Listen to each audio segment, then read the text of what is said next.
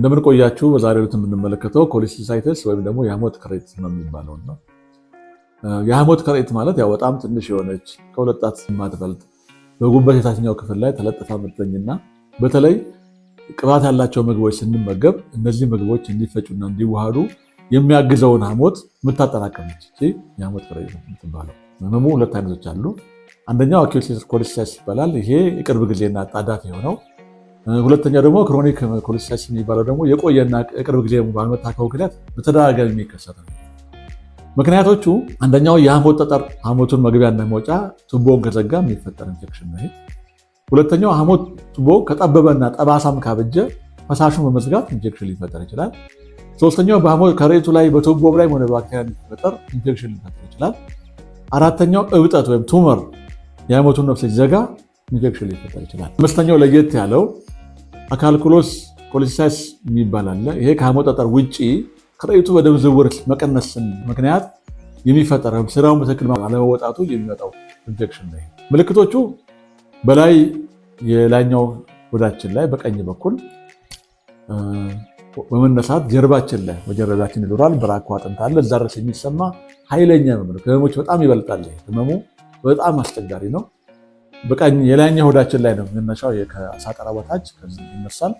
በተለይ ብዙ ጊዜ እዚህ ላይ ጥርጣሬ እንትን የሚለው ሆዳችን አንዳንድ ጊዜ ከጨጓራ ይመስለናል።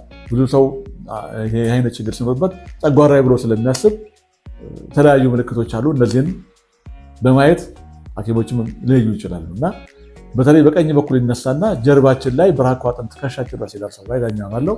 ሁለተኛው ሆዳችን በሚነካበት ጊዜ ወይም በእንቅስቃሴ ወቅት ኃይለኛ አለው። ሶስተኛው ማቅለሽለሽ፣ ማስታወክ፣ ትኩሳትና ብርድ ማለት አለው። በሆድ ውስጥ የመንጓጓት ድምፅ፣ የሚጮህ ድምፅ አለው። በተለይ ቅባት ያለው ምግብ ስንመገብ ህመሙ ይብሳል። ይሄ ልዩነቱ ነው ከሌሎች ጨጓራም ሆነ ከሌሎች ህመሞች። ቅባት ስንመገብ በጣም ነው ይበሳው። ምርመራው ፊዚካል ኤግዛሚኔሽን አካላዊ ምርመራ አለ። ሐኪሞች የተለያየ አይነት ምርመራ አላቸው፣ ይመረምራሉ። ሁለተኛው ብለድ ቴስት WBC ይቆጠራል። ብሊሩቢን ሌቭሉ ምን ያህል ነው የሚለውን ይቆጠራል። ሶስተኛው ኢሜጂንግ የሚባላሉ አልትራሳውንድ፣ ሲቲ ስካን፣ ሆድን በመመርመር አልትራሳውንድ ራሱ ሊገኝ ይችላል። ጠጠር ነው የዘጋው ኢንጀክሽን ብቻ ነው የሚለው በእነዚህ ሊታወቅ ይችላል። ህክምናው በሐኪሞች የሚታዘዝ መርፌና በሚዋጥ የሚሰጥ መድኃኒት አለ። እነዚህን ህክምና ይደረጋል።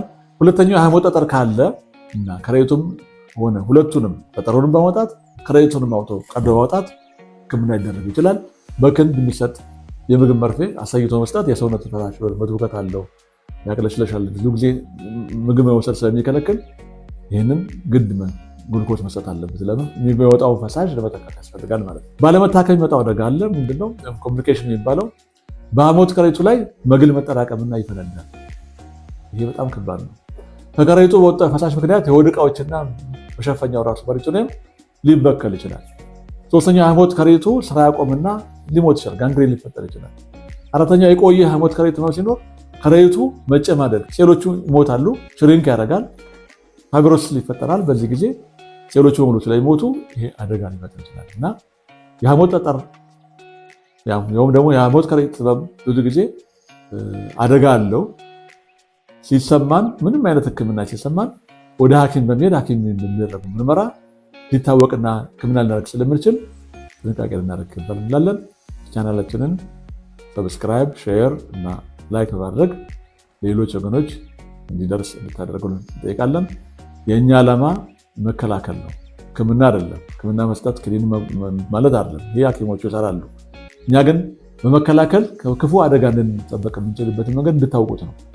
የያዘን ሁሉ ይሄ ሊሆን ይችላል፣ ይሄ ሊሆን ይችላል ብለን እኛ በራሳችን የምንወስደው እርምጃ ሁሉ ጊዜ በራሳችንም በልጆቻችን ላይ ችግር ስለሚፈጥር በሽታዎችን እንድትለዩ ነው። የኛ ቀድመን በመከላከል ቶሎ አደጋ እንዲደርስ ለማድረግ ነውና ይህንን ፕሮግራም በማየት እንድትካተሉ ያያያችሁትም ሌሎች እንዲደርሳቸው እንድታደርጉልን በትህትና እንጠይቃለን።